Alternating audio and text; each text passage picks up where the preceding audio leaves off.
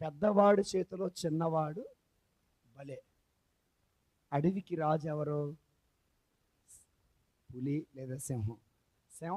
సింహాన్ని తినిద్దా? చిన్న చిన్న జంతువులు తినిద్దా?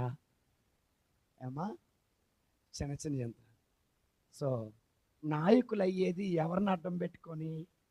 చిన్న చిన్నోళ్ళని అడ్డం పెట్టుకొని నాయకులు అవుతారు. బలి అవుతుంది ఎవరిక్కడ?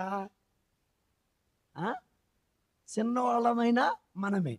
చిన్నవాడు పెద్దవాడి వల్ల బలి అవుతున్నారని తెలిసినప్పుడు నువ్వు పెద్దోడి పక్షాన నిలబడుతున్నావు కానీ చిన్నోడి పక్షాన నిలబడుతున్నావా?